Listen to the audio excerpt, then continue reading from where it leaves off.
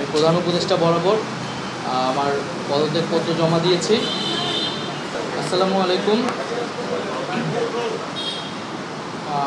আজ দুপুর 1টার সময় আমাদের প্রধান উপদেষ্টা কার্যালয় যমুনাতে আমাদের উপদেষ্টা পরিষদের একটা অনানুষ্ঠানিক বৈঠক ছিল এবং এই বৈঠকে আমি আমার একটা ব্যক্তিগত বিষয়ে আলোচনা করেছি এবং আলোচনা সাপেক্ষে আমি প্রধান উপদেষ্টা বরাবর আমার পদত্যাগপত্র জমা দিয়েছি।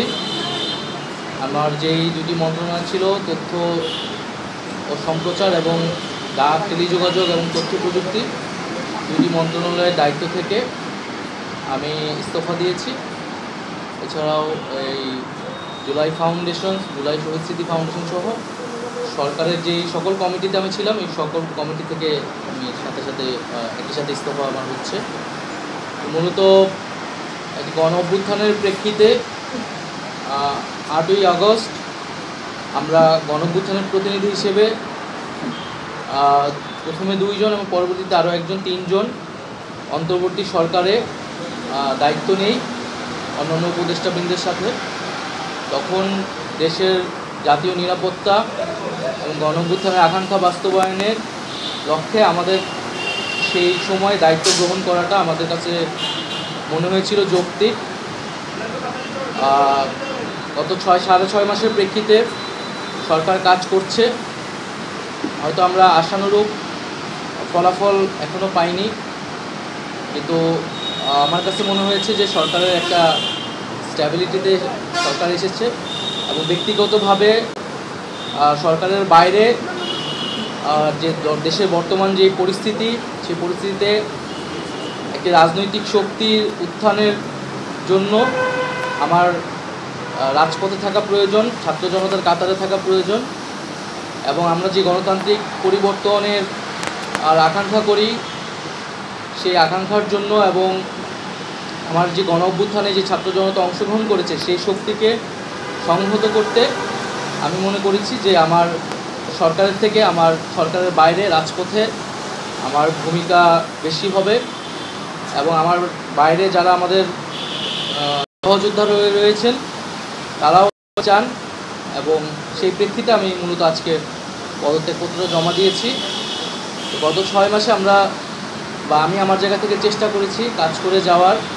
2টি মন্ত্রণালয়ের বাইরেও অনেক অতিরিক্ত দায়িত্ব আমাদের পালন করতে হয়েছে। আমরা চেষ্টা করেছি এবং মন্ত্রণালয়গুলোতেও আমরা কিছু কাজ করেছি, সেই কাজের ফলাফল হয়তো সামনে জনগণ পাবে। 6 মাস খুবই কম সময়, তারপরও আমি চেষ্টা করেছি আমার কাজ আর ফলাফল সেটা জনগণ মূল্যায়ন করবে। তো আজকে থেকে মূলত আমি সরকারের আর কোনো দায়িত্বে নেই, এটি মূলত বলার জন্য আপনাদেরকে আজকে আমরা 3টা কোশ্চেন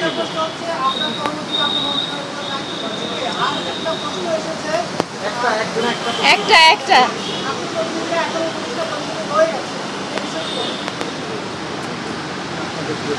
আমার পরে যে দায়িত্ব নিবে এটা আসলে ক্যাবিনেটে পরবর্তীতে এটা ক্যাবিনেট ঠিক করবে, উপদেষ্টা পরিষদে ঠিক করবে।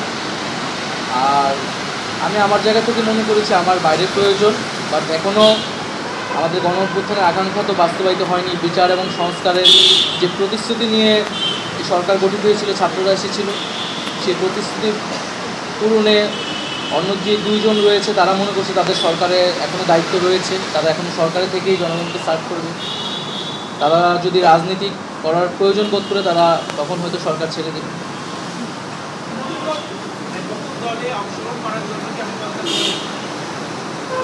হ্যাঁ, নতুন যে রাজনৈতিক শক্তি এবং দল গঠন হচ্ছে আমি সেখানে অংশগ্রহণ করতে আমার অভিপ্রায় আছে এবং জনগণের সাথে মিশে আবারও জনগণকে ঐক্যবদ্ধ করা এবং আমাদের যে গণ অভ্যুত্থান যে প্রতিশ্রুতি সেটা বাস্তবায়নে মাঠে থেকে কাজ করার লক্ষ্যে আমি সরকার লাস্ট কোশ্চেন আরেকটা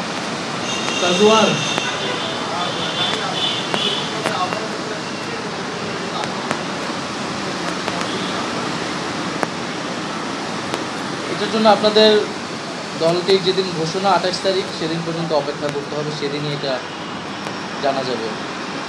নারীদের মধ্যে থেকে একটা কোশ্চেন নেব। নারী কেউ আপনি সাজেদা জি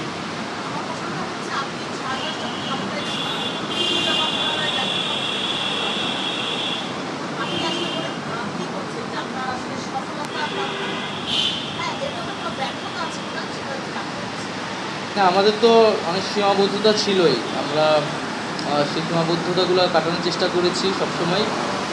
এবং এখানে সীমাবদ্ধতা ছিল, আমলাতান্ত্রিক জটিলতা ছিল। আমরা এসে এই ব্যুরোক্রেসিকে যেভাবে পেয়েছি, এখানে পুলিশ যে তার আত্মবিশ্বাসের ঘাটতি হয়েছে আন্দোলনের পরে, এবং একই সাথে এখানে এই জুলাই গণহত্যাকারীদের, জুলাইয়ের যারা গণহত্যাকারী তাদেরকে গ্রেফতারের বিষয়টা, বিচারের বিষয়টা, সেই বিষয়ে আমাদের কিছু সীমাবদ্ধতা থাকা সত্ত্বেও আমরা কাজ করেছি। আমি জনপ্রশাসন কমিটির একটা দায়িত্বে 2 সপ্তাহের মতো ছিলাম।